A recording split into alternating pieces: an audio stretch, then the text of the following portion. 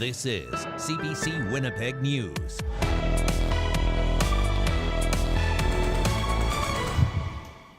Good evening. Thank you for joining us. Brittany is away tonight. 7 people have been arrested in connection with the sexual exploitation and trafficking of at least 2 teenage girls. RCMP in Portage La Prairie laid dozens of charges following searches at 10 homes in the last few months. And as the CBC's Rosanna Hempel reports, police believe there are more victims. The investigation began in early February with a tip to RCMP in Portage La Prairie. A girl had been seen around town with older men. It's that tip, police say, led officers to arrest 7 people between February and June and lay 65 charges. This was a fairly organized operation where the suspects used multiple platforms with the deliberate intent to exploit youths. Our investigators believe there are more survivors. Inspector Sean Pike with Major Crimes says officers found the girl and another 15-year-old girl who'd also been sexually exploited in the city. The crimes are alleged to have happened between June and December of last year. Mounties allege they were both befriended by a woman in person and over social media who invited them to hang out with her friends. RCMP say the girls were offered drugs and money in exchange for sexual acts. On many occasions, the youth were locked in the location by the adult female, who remained throughout the entire interaction. These youths were not able to escape. The woman has been charged with multiple counts of child luring and trafficking. 6 men face charges ranging from making child pornography to sexual assault. Portage La Prairie Mayor Sherilyn Knox says it's devastating and a wake-up call for the city and its organizations. This is probably the hardest day I've had as mayor, to be thinking that children in our community were harmed this way and knowing that there could be more. Police say they are looking to identify a 3rd girl who they say is another victim. She's believed to be about 13 or 14 years old. The Canadian Centre for Child Protection is concerned how many victims may be involved. Stephen Sauer directs the organization's tip line. Certainly, there are more males that we see coming through the tip line that are reported, but I do know that we are seeing an increase in females who are, anecdotally, who are involved in these types of cases. Mounties say the suspects all know each other. Meanwhile, advocates and police warn cases like these are happening everywhere. They urge you to watch out for the red flags, including sudden changes in a young person's behavior. Rosanna Hempel, CBC News, Winnipeg. The province and city say new supports coming to downtown Winnipeg will make a difference this summer. Politicians agree that reducing the high crime rate in the city's core will take time. But they also say some action needs to be taken now. The CBC's Ian Fraser reports. It gets quite busy in here. Frank Park sees people needing help every day. Sometimes they're here for a meal, others are looking for a place to stay. Cold weather, warm weather, people need beds. Parks runs Nindina Waymak, an Indigenous-run shelter and safe place. The province has given the facility $1 million so it can act as a sobering center for more guests, something the Premier says is needed. If you see somebody on the street under the influence of drugs, having a fist fight with an imaginary person, we need to take them off of the street in the name of public safety before they cause more problems to themselves and to others. Emergency services already send some people to Nindina Waymak to get sober. With new provincial funding, Parks expects that to increase. There's also money to hire 7 medical support workers and eventually add 50 more beds. Parks hopes they'll stop people in need from slipping away. Some of the relatives that we see, they could be somebody that we haven't seen for some time, somebody that we're looking for. The province and city also announced $500,000 for the Downtown Community Safety Partnership. This summer, the number of staff on patrol will double. Winnipeg's mayor insists the new initiatives are being led with compassion. We want to ensure that individuals who are struggling with addiction and mental health issues or housing needs have access to the necessary supports. At the same time, we cannot let unwell people determine the state of our downtown. There we go. Back at Nindina Waymak. So this is where we're currently storing Parks says turning storage space into a temporary shelter is a blessing. So the staff are very excited, and we're just going to have a bigger community. Parks expects the 50 new beds to be open this winter. Ian Fraze, CBC News, Winnipeg. A 28-year-old woman found dead in an apartment last week has been identified, and police are now investigating her death as a homicide. Police were called to a suite in the 300 block of Kennedy Street just before 7:30 Friday morning. At the time, police said the circumstances around the woman's death were suspicious. The woman has since been identified as Ashley Isabella Murdoch from Fisher River and Jackhead First Nation, but police say she had been living in Winnipeg. Police ask anyone with information to contact investigators or Crime Stoppers. Police say they have made a big dent in the sale of stolen goods in Winnipeg, more than $500,000 worth. Some of the goods come from retailers, others from break-ins. CBC's Zabina Ahmed reports. Winnipeg police show stolen goods worth more than $500,000. There are over 90 bicycles, high-end watches, jewelry, firearms, electronics, and more than 1,200 cell phones. Inspector Jennifer McKinnon says the investigation started last month.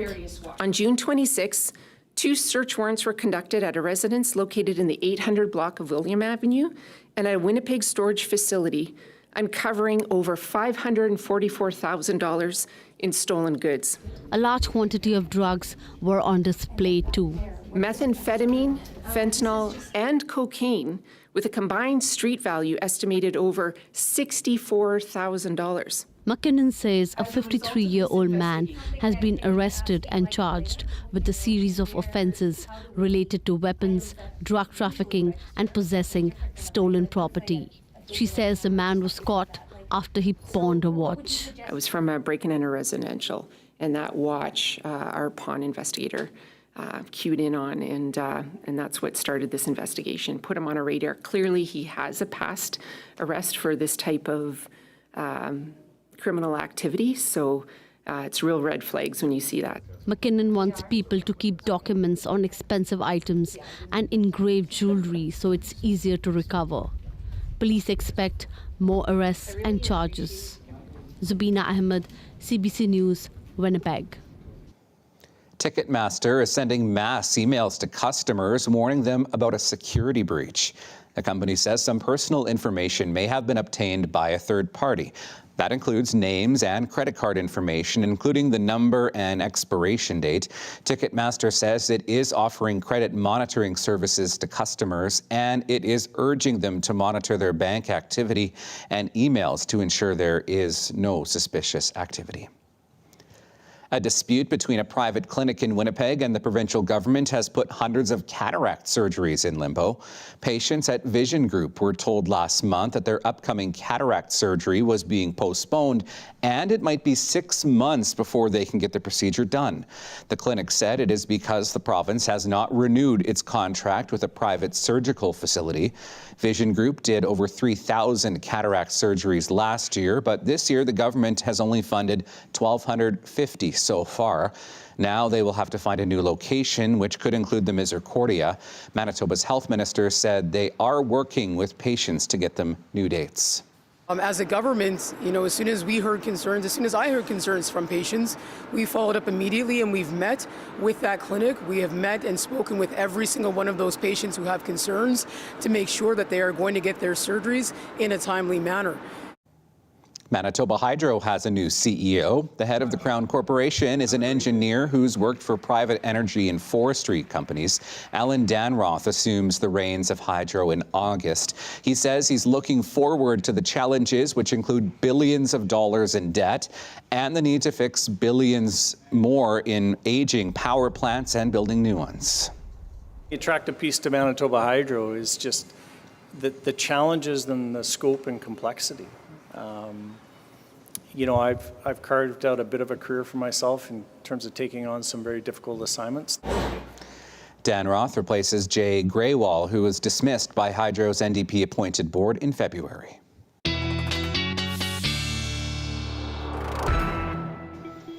And that leads us to look at our forecast on what was a hot day across southern Manitoba. A bit of rain in the north. Let's have a look at the Western Canada daytime highs so far today. And you can see in the 30s for the BC interior, 36 in Kelowna, right around 30 or above through Alberta, through Saskatchewan, and into Manitoba as well, where we did see temperatures pretty close to that 30 mark today. 28 in Winnipeg and Morden Winkler so far, 27 in Brandon, 23 in Thompson, where we did see a few showers throughout the day today. So looking at watches and warnings, we have a heat warning in place for Flin Flon and the Pas. This means that temperatures not only will be hot during the day, but will stay warm through the overnight period, really until Thursday. Doesn't mean it's not going to be hot for the rest of us, but it meets that criteria a little bit further to the north. We have seen a bit of thunderstorm activity, not unexpected, through parts of the northern Interlake. You can see that warning we have in place right now north of Ericsdale, right along that Highway 6 corridor, as well as through the Duck Mountain Provincial Park region. We have seen a few on and off showers through the Interlake and into the Red River Valley today as well. That does clear out. We're under more of that high pressure influence as we get into Wednesday. We start mainly sunny, a little bit of instability moving along the territorial boundary with Nunavut. This thanks to a system that's moving through Northwest Territories right now. This could bring a few showers to the Hudson Bay Coast, maybe as far south as Thompson. Very slim chance of that, though, as we get through the day on Wednesday. Thursday, another mainly sunny day across the province. Not a lot to talk about. Friday, a little bit interesting, the potential for some instability first thing in the morning. By and large, so I think we're looking at a mix of sun and clouds as we get through the day Friday and into the weekend. Temperature trend, I was talking about this yesterday, that area of high pressure that's kind of stalled out over Colorado. That will bring us the warm temperatures here in southern Manitoba as we get later into the work week.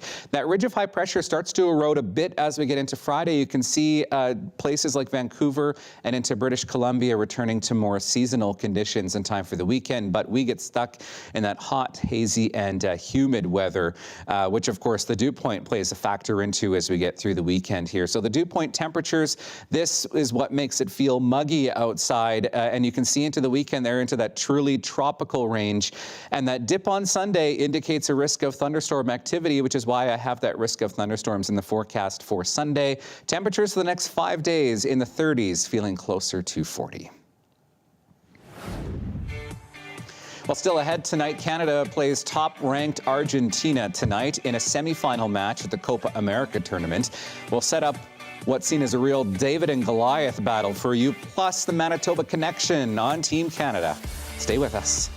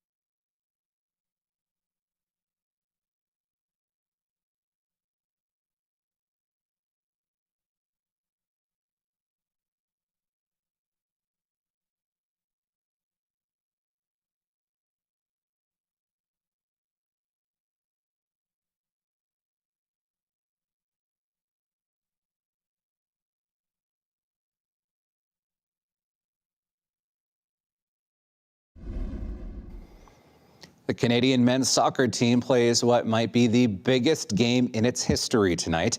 They are in the semi-final of the Copa America tournament in New Jersey, and they're up against the world's top-ranked team, Argentina. We'll bring you more on the Manitoba connection next. But first, the CBC's Katie Nicholson spoke to Canadian fans who are gathered for the game.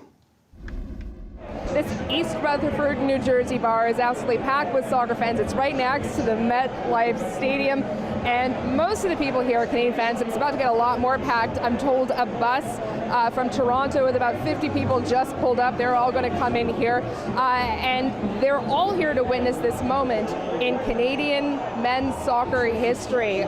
Semi-final game in the Copa America, their debut performance, their debut tournament, and they have just been ripping through against all odds and expectations with a really aggressive style of play. And that is drawing all kinds of people down from Canada to watch this game from multiple different provinces and jurisdictions, including Quebec. I want to bring in Robert. You came from Gatineau, eh? Yeah, Gatineau, my city, 819 on the 11.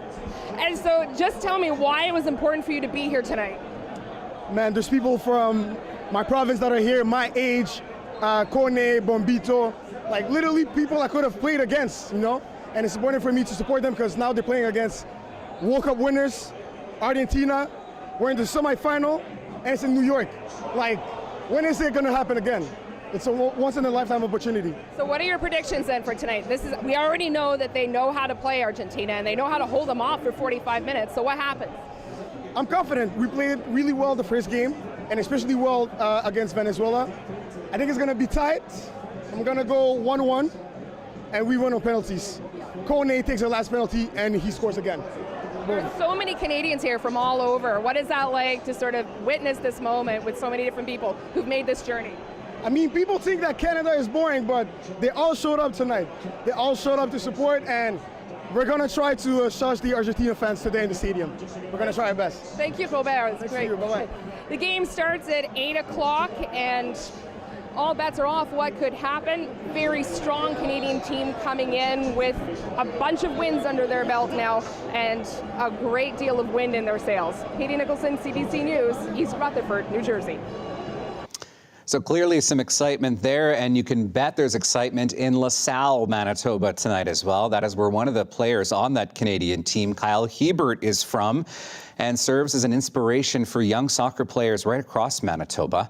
Kyle was 10 years old when he began playing with World Soccer Academy Winnipeg. His former coach, Eduardo Badescu, is particularly looking forward to seeing him play at the Copa semifinals. He recalls the 26-year-old being a standout at his age and hopes his example encourages up-and-coming soccer players. Soccer is developing in Canada. And in the cities like Winnipeg, who doesn't really have an experience with national team players, it's give them the ambition and the soul to go higher. Like with Kyle now, I hope lots of young kids who are gonna try to get better and do more, so they have a chance to play with the national team. Well, shifting gears now, and as I showed you earlier, it is a hot day just about everywhere in Canada. Heat warnings are in place for much of the country. Well, new government research out today looks at how climate change influenced a recent heat wave in Quebec, Ontario, and Atlantic Canada. It's the first time that Ottawa is doing this kind of quick turnaround analysis. It's all in an effort to keep climate change top of mind during these extreme heat events. CBC's Anand Ram has more. In BC's lower mainland, the air is thick, a heat dome trapping smog and spiking temperatures, pushing people to find ways to cool down. Ice water. Can you say it a little louder, buddy? Say, eat ice cream. Eat ice cream. As almost everyone across the West finds ways to beat the heat, new research by Environment and Climate Change Canada is revealing how much influence climate change had on a mid-June heat wave in Ontario, Quebec, and Atlantic Canada, pushing temperatures in some areas into the upper 30s. Our finding was that an event like this was made at least 2 to 10 times more likely by human-caused climate change. Experts say the new rapid research reinforces how burning fossil fuels over decades has powered extreme heat and drives home the need to build defenses. You have to have infrastructure that can deal with these levels of heat, which before you might have said, okay, it's such a rare case that we don't really need to include that in our risk planning. It's never this bad. We've never experienced anything in the 40s in Vancouver. Research following BC's heat dome in 2021 that killed hundreds found climate change could eventually make extreme events like it far more frequent. These changes are not random circumstance. These changes are because of a well understood scientific phenomenon that is going to continue to impact our lives. And as relief comes to Canadians out west by midweek, Environment Canada says it expects to study just how much climate change influenced this heat wave as well. Anand Ram, CBC News, Toronto. 25 degrees in Winnipeg right now, and we're looking at a stretch of 30-degree weather coming our way, your 7-day forecast. And if you like Taylor Swift, a daily lift for you coming up.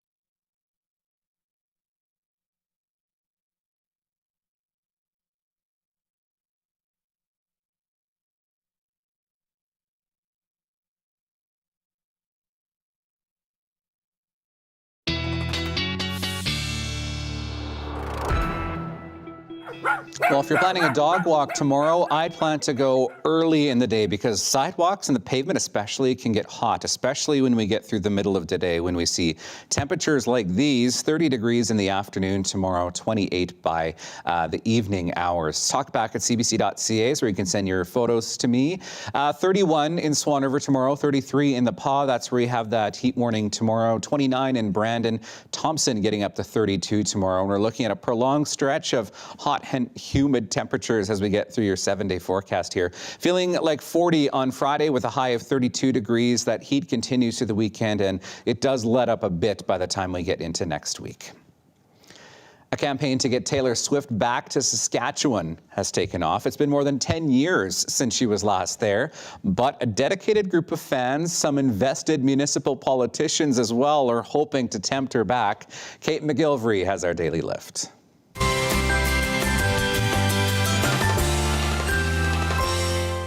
My name is Taylor, and welcome to the Eras Tour.